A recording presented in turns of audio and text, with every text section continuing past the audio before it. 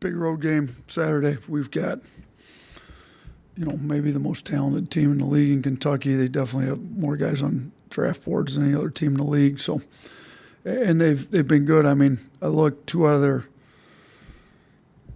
four best defensive performances, and maybe their two best considering who they played have come in the last three games. So up until that LSU game, those two games previous, they'd really been guarding the road win at Auburn. It's probably the best they'd looked maybe all year. So I do think they're playing their best basketball. I think they had a little hiccup at LSU, but I think we'll get the best version of Kentucky that anybody's seen all year would be what I expect. So we're going to have to play well. We're, offensively we've been playing well, defensively, we're similar to Kentucky in that we're both top 10 offenses, and neither one of us have a defense that's even in the top 70 currently. So we're both, I'm sure Coach Cal's trying to get his guys to guard a lot better, as am I, but we're both going to be preaching defense, and maybe the first to 100 wins. I don't know. We're going to try to do a little better job defensively, though. But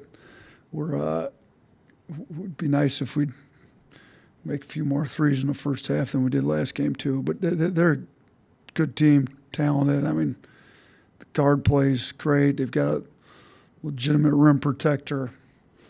They've got the talent to be a great defensive team, and it looked like it was coming together.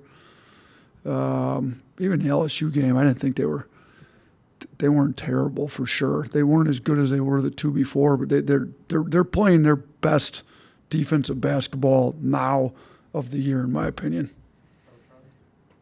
Hey, Coach, just want to ask if you had an update on Latrell, and then secondly, with Sam and the way he played this past game, how big is that for his confidence if Latrell can't play? Yeah, Trelly's still being evaluated day to day, and with those, I mean, we haven't practiced yet. We're going to actually practice in Lexington today, so we'll see how today goes, see what happens for tomorrow. And then Sam, look, we need Sam to play well. Like you said, Trelly had been making shots at a high clip.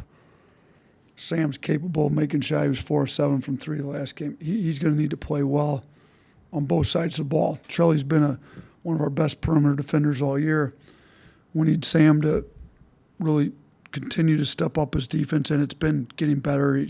Sam's playing his best defense of the year right now too, and I think he's getting his confidence back on offense. And it'd be big if he step up and have a big game. Even if Trelly can go, it'd still be huge if Sam could play well for us. Kind of a late game strategy question. Against Auburn in the home game earlier this year, you fouled up 3 late and then decided not to against Florida. Do you have like a philosophy when it comes to that, or is there one that's analytically better? I mean, we would typically, and it's a good question, and obviously we got you guys thinking a lot of analytics. I like it, but we would typically like to foul up 3. I mean, the only way you lose fouling up 3 is you can't get a rebound or you turn it over. So if you can box out at the free throw line, which you should be able to do, can inbound the ball without turning it over and make a free throw on the other end. And sometimes you don't even need to make, because there's so much little time left that even if you miss the free throw on the other end, they don't have enough time to come back and get it. Now, the issue was the last 2 games, would we actually get the intentional miss at the free throw line without, we just played the number 1 and number 2 offensive rebounding teams in the country, and free throw checkouts sometimes have not been our strong suit. So there's some variation with who you're playing, what type of lineup you have, Pringle being fouled out, who do we have to put, I mean, Wage's given up, I don't know how many free throw checkouts on the year. Pringle's fouled out. We got Grant on one side. Who's our other option on the other side to actually box out? There's a few other considerations that go into whether you foul or not. Typically, I would foul, though. And I think moving forward, you'd see us probably foul most of the time. Yeah, you guys will be without Mo for the game tomorrow. I mean, did you have a conversation with him, or what was that like when you guys talking about that? Yeah, I didn't even see the play. I had no idea that it even happened till after the game. And yeah, I did have a talk with him. It's not something that we do. I mean, he was extremely apologetic. For anybody that knows him, he's a great kid.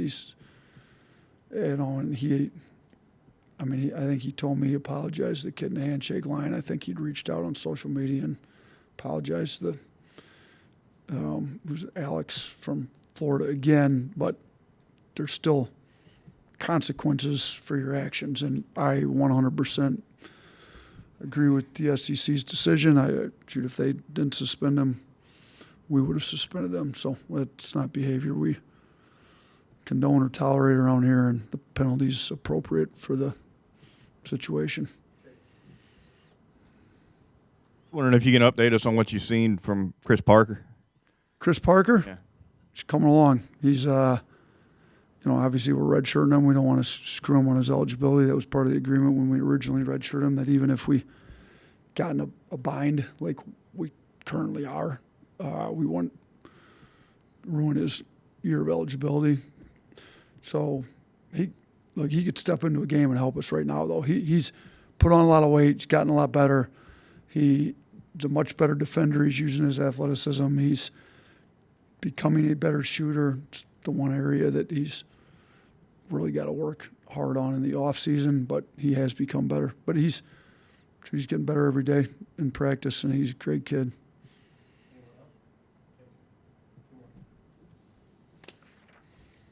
We look at the box score from the other night. You look at the rebounding distribution between the front court and the back court. It seemed to be pretty even. How has the evolution of the guards and embracing rebounding kind of come along since moving into the lineup change, and how has that led to success? Yeah, I think, you've seen Estrada push a triple-double a few times this year. I mean, his offensive rebounding's really come on. He's been a good defensive rebounder. Our guards are more than capable.